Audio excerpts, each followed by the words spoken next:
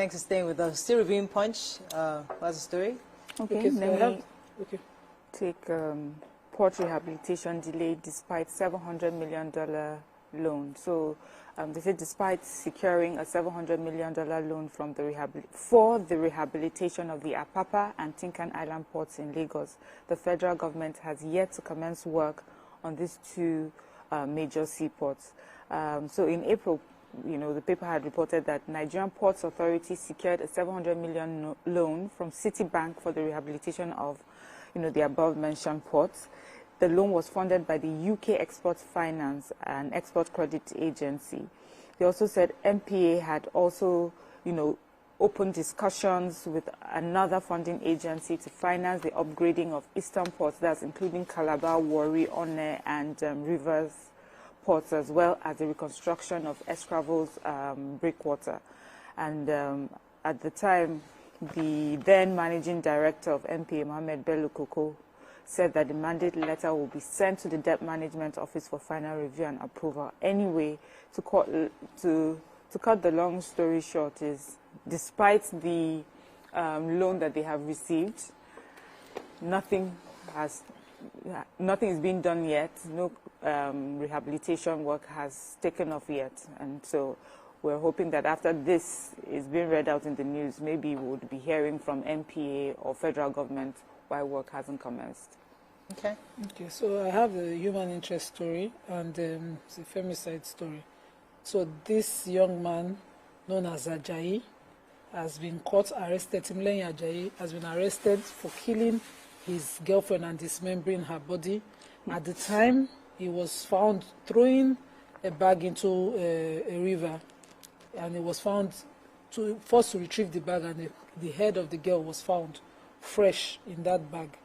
The bike man who had carried him had alerted someone. The story also says the church member had suspected him, and at some point the church member and the bike man got a crowd of people to accost him. By the time the body was found, the head was found with him. Of course, a mob had decided to attack him, but the story also carries that one Nansel, I'm suspecting this is a police spokesperson, said that the suspect was rescued by them, and the time they found him and rescued him, the mob had, of course, started beating him. So right now he's in the hospital receiving treatment, and thorough investigation has commenced. The girl, whose body parts were also found at his residence, filled into 2 sacks of bag. Her name was also mentioned. I'm sorry I can't mention because her parents have been contacted, and she has been identified. She's a 24-year-old NYSC member serving in Abuja. This is painful one. This is my heart is with her parents right now. Come back to that story. And the video is being circulated. Please, as much as possible, if you can, delete that video, because her parents would never be able to find closure. Did they mention that it's a gospel singer? Yes, he mentioned. I just wanted to avoid certain. Okay, let's move on quickly. This is a very heart-wrenching story. Our tax bill matter. So yesterday, the Senate and the federal government, led by Attorney General of the Federation, Lateef Fagbemi, SAN, finally met on Monday to iron out all the grey areas in the 4 tax reforms sent by the President to the National Assembly. Amid the controversy generated by the bills, the President last year had expressed his willingness to pass these 4 bills and to review the current tax bills.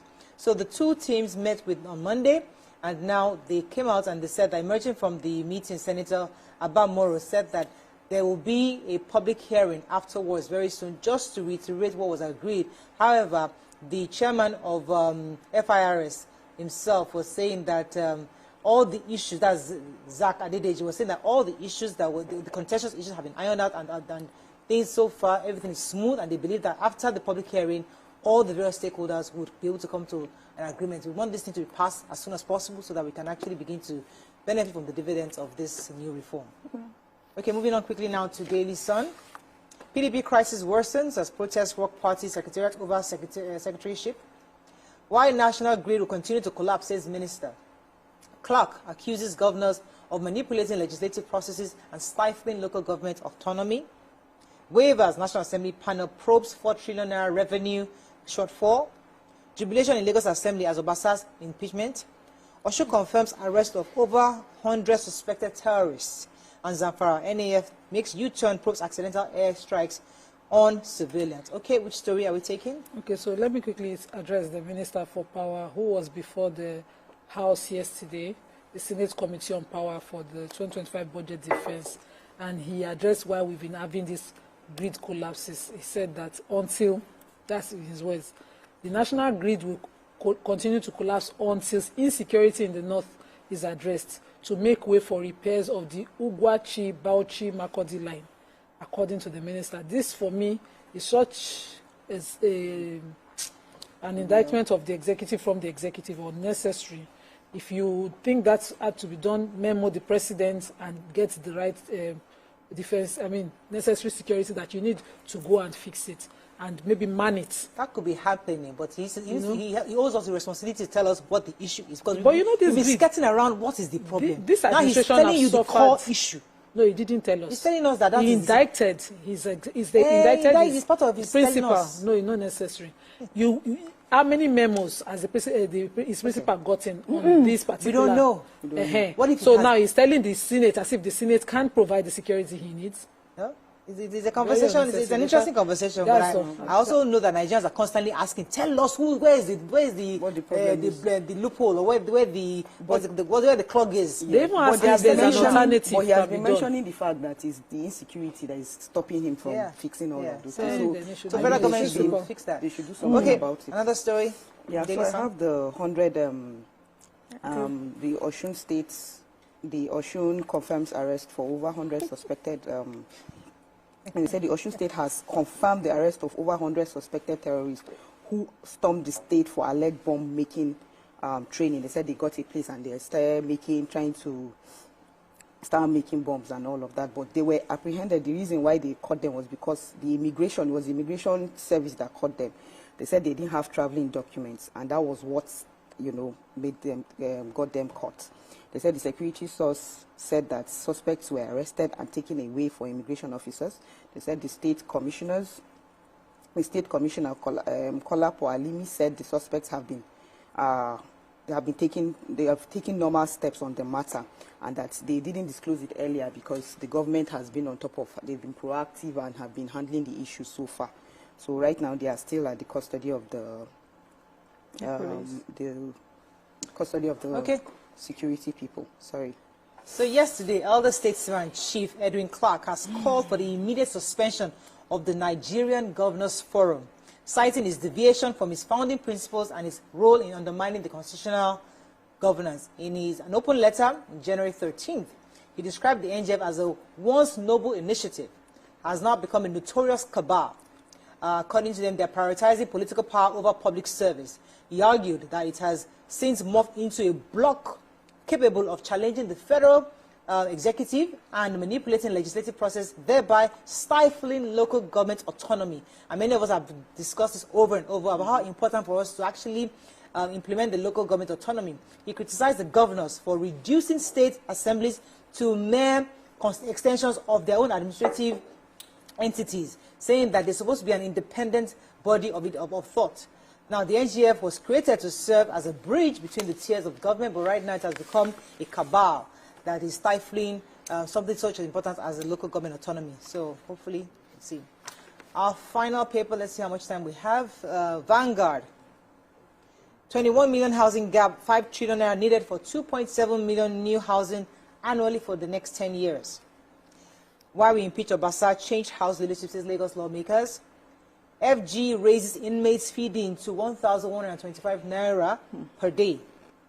Legal action against unruly Ibom air passenger to prevent reoccurrence, says NCAA. Coast clear for tax reform bills in Senate, as Abamoro FRS chairman says. Dangote, Port Harcourt, 700 refineries need over 770,000 barrels per day. And federal government to blacklist 18 banks owing telcos amongst 1,200 billion naira on USSD. Okay, which story? So yesterday, drama unfolded at the House of Assembly in Lagos, and the Speaker of the House, Mudashiru Obasa, has been impeached as Speaker. Also, the Clerk of the House has been removed as Clerk as well.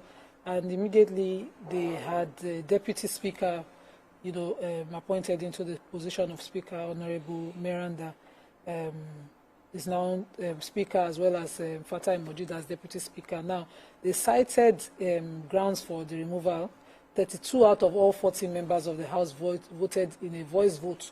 We know once, we know they do again. They said they had a gross misconduct, poor leadership, perpetual lateness to legislative sessions, meetings, high-handedness, lack of regard for honorable members, gross abuse of office and privileges, intimidation, oppression of honorable members by citing members against one another. They also said that they had a 44 billion financial appropriation issue against him, and they voted unanimously for his removal. They also had some allegations of vehicle allocation within the House against him. And this is the longest serving Speaker in history of Lagos. It's been there 10 years. 10 years. Of course, at some point, you get comfortable. I remember reading on Sarah Reporter about 4 years back about a financial misappropriation, and I was wondering why the House didn't do anything about it. So now they are citing that it's not, but I know that there's a strong something. All right. Any other story in Vanguard? We have to wrap up soon. Okay, so I have a short story on the inmates. They said the federal government has approved 1,125 daily feeding allowance for inmates of the correctional centers.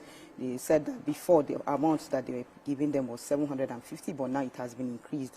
Meanwhile, the federal government has sent monitoring teams from the national headquarters to go and monitor and make sure that this is effective. They say so far, statistics have shown that that they have 48,932 inmates in custody, and all are awaiting trials. Like I said, it was a short story.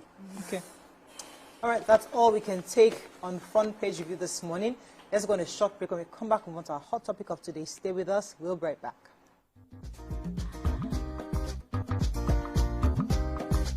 Stay tuned. Your View will be right back.